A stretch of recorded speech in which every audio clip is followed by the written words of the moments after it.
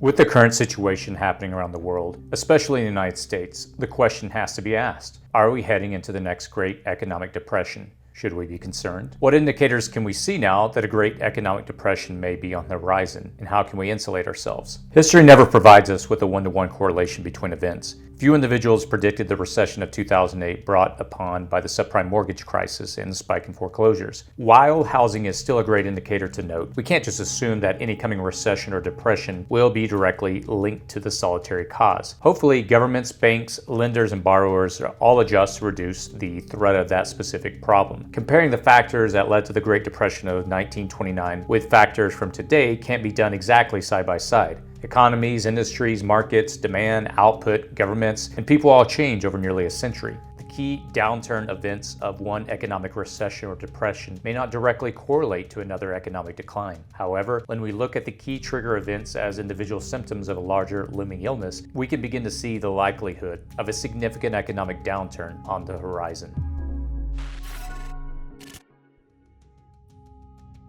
In this video, we will look at the 6 signs to look for today to assess the likelihood of another Great Depression. And we'll conclude with an assessment of how significant any economic downturn may be given today's indicators. Number 1, unemployment coupled with a slowdown in hiring.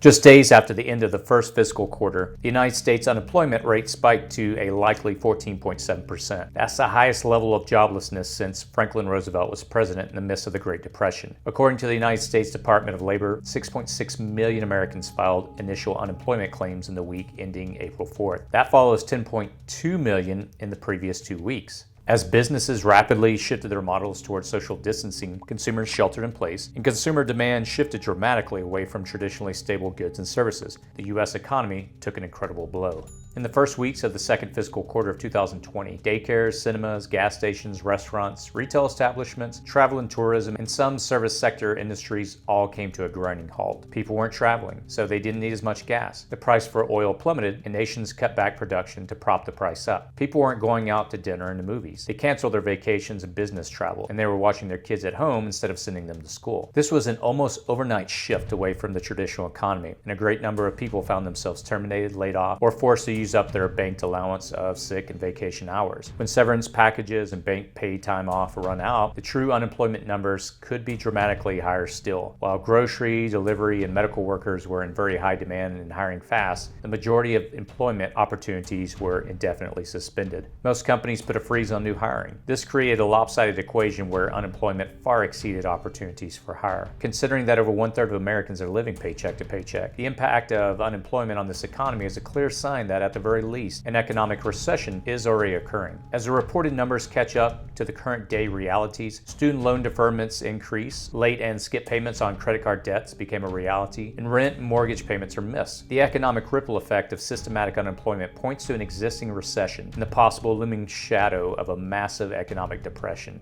Number 2, fluctuations in stock, bond, and precious metal markets. Historically, when the stock market falters and an economic downturn is imminent, the safer but lower yielding bond market and the more stable precious metals market rise exponentially. While there have been some rises in the bond and precious metal markets and the stock market has experienced a huge drop from a Dow high of almost 30K to as low as 18K, the markets have recovered and narrowed that loss to under 6K points. So why are the markets not responding as would be expected if we're on the precipice of a recession or a depression? The answer is simply timing. When the growth rate of cumulative cases was in excess of 10% per day, the U.S. companies had already released their profit statements for the first quarter and their forecasts for the second. While some did factor in nominal downturns, the dramatic effect of widespread illness, unemployment, stay-at-home orders, and consumer demand shifts weren't all factored into the reports at the time of their release. These economy-slowing factors emerged in such a short time, so unpredictably and so swiftly that their cumulative effects couldn't be accurately forecasted. They were foreshadowed and factored in slightly based upon the Dow beginning to drop very late in February and through the first part of March. But in the latter part of March and the beginning of April, the markets began to look like they were recovering a little. When revising an economic forecast, companies are not beholden to a specific SEC deadline. While some companies are quick to revise economic forecasts and notify their shareholders, others may drag their heels and hope shifts in their business model or the parting of future gloomy clouds may still be possible. So the rosy profit forecast of a booming first quarter in a market of historical highs continue to lull investors into a cautionary view of the market rather than a panic withdrawal. While the Fed has a few monetary policy instruments at its disposal, unfortunately, it has used most of them to throttle the markets to historical highs in the first quarter of this year. The biggest threat to the markets, though, is the biggest of unknowns. How bad will the cumulative effect of the current pandemic be? The market has discounted much of the pain based on its current drop. It will also quickly discount a recovery once the initial shock subsides. In comparison to the only historical reference point we have of the 1918 Spanish flu pandemic, we have a different market, different economic sectors, and we are armed with considerably more medicines, medical, and microbiology knowledge. At this point in 1918, the stock market was beginning to recover. Our unknowns are what will tell us if our current market will recover. Will unemployment and freezes on hiring be sustained for a long period? Will farmers have continued difficulty finding laborers as a result of the closing of the borders when they begin to harvest their crops? Will businesses be able to shift their business models and mitigate or defer their losses? Will we see a mass currency migration away from a volatile stock market and into a low-yielding long-term bond market or a more stable but spiking precious metal market? Any combination of these compounding economic elements are signs to look for to signal we're in the midst of an economic recession, and without adequate recovery measures, likely a future depression. Number 3, housing market lending and foreclosures.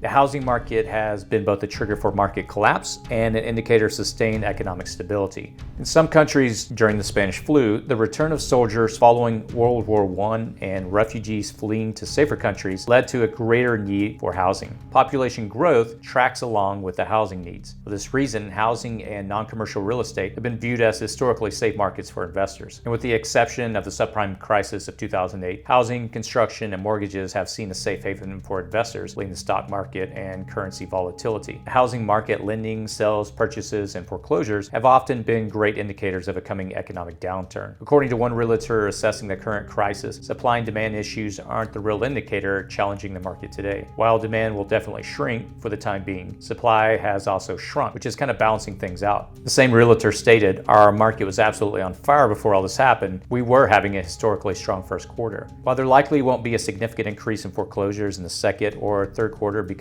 there's more or less a moratorium on them for a while, the fourth quarter in 2021 will be very telling. In the current crisis and coupled with the massive growth in unemployment, people are going to defer their mortgage payments for 6 months using the recently enacted CARES Act. But nobody is totally sure what happens after the 6 months covered in that legislation. Do the payments all come due in a lump sum? Do they get spread out over X amounts or Y years? Do they get tacked on to the end of the loan term? No one really knows yet, but the actions institutions and governments take, along with the types and number of foreclosures, will give us an insight into the likelihood of a continued recession or deeper depression. If banks and governments lean toward forgiveness than enforcement, leniency over heavy-handedness, foreclosures will remain low and panic will not likely grip the market. If enforcement and heavy-handedness become the norm and foreclosures rise, it's one of the signs that panic and further economic downturn will occur. This will lead to a deeper recession.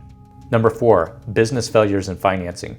Businesses unable to dynamically adjust to the new realities of fewer consumers walking through the doors and consumers keeping a tight grip on their purses and wallets and delaying big-ticket item purchases are modern indicators of the future of our economy. Businesses are employers, so the unemployment rates discussed earlier are part of the overall signs of a recession or depression. The rate at which businesses can adjust to a remote delivery or complete business model shifts will be a leading indicator of the future economy. Course management systems are exploding for schools moving to an online environment. Online meeting software companies are skyrocketing in users as businesses struggle to find new ways to keep the doors open and the wheels moving. Some restaurants have moved to delivery and pickup over dine-in options, and many more businesses are finding new and immediate ways to keep their employees partially engaged or their products and services viable. But will that happen to the travel industry? And when will people travel again? What will happen to theaters and sporting events? When will people feel confident enough to go back to dinner and a movie? In the waiting months of the Spanish flu pandemic, people still did not feel confident gathering and going out on the town or traveling. The consumer psyche and consumer confidence will be so low that no amount of discounts and deals can adequately mitigate the losses of a closure. It's natural for consumers to hold off on big ticket items purchases like cars, appliances, TVs, and similar durable goods, and it could take months to restore along with consumer confidence. This can cause a slowdown in production, sustain low levels of employed workers, and can be a leading sign of a continued national or global recession. Even more alarming, though, is when we look at farming and the general agribusiness sector. With borders closed for an extended period of time from a global pandemic, workers are not available at the levels needed to harvest many crops within their narrow harvesting windows. If farms fell at a high rate, are foreclosed upon, or if crops are left to rot in unharvested fields, an extended recession may be in sight. If the agriculture sector suffers too deeply and food and raw material supply production suffers, it could lead to far less manufacturing output and could indicate a deepening recession or depression is possible in the future. Number 5, deflation and monetary policy. How governments respond to a deepening crisis also determines how an economy will rebound from a dramatic downturn. In the United States, however, interest rates have been lowered to leave very little room for future modification, so the throttle of the economy is already nearly wide open. As with the Great Depression, deflationary pressures may lower gas prices and even some consumer goods, but consumer confidence may prevent travel and lower demand for gas or prevent other goods from being purchased. Printing more money and passing banking security legislation like the Emergency Banking Act of 1933 and the New Deal were dramatic responses to the depression Franklin Roosevelt inherited. Today's governments may choose to continue a pattern of bailing out CEOs and investors without adequately supporting the real consumers, the middle and lower classes. The status quo may not be a bold enough solution to the pressing economic challenges of today. While that pattern may work in some economic downtrends or on a per-industry basis, or in some nations, no one can really say if that same strategy will work for the current economy. Typically, an economic downturn is not as systematic as the current crisis. Even after the unemployment numbers return to around 4%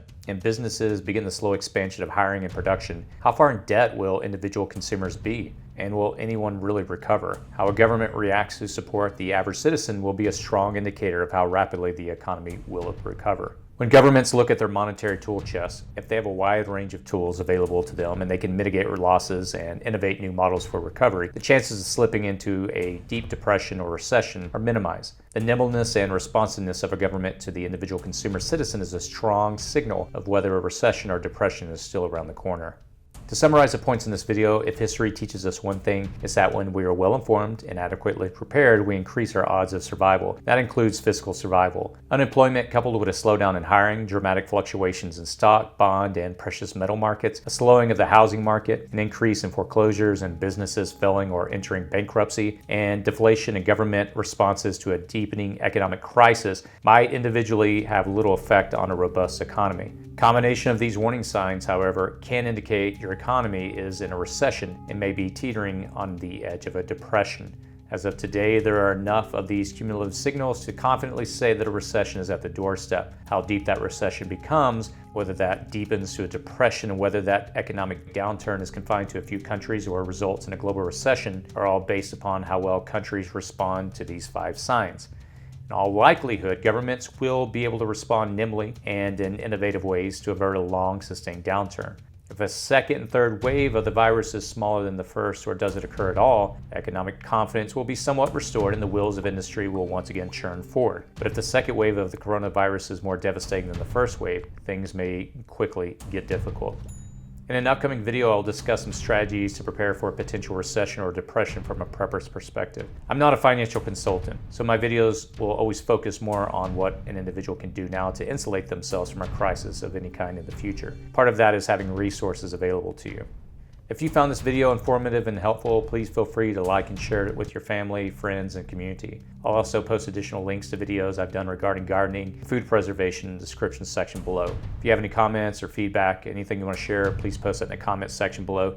Typically, I try to respond to the comments within the first hour of releasing a video. If you'd like to be notified when other videos become available, you may want to also consider subscribing to this channel.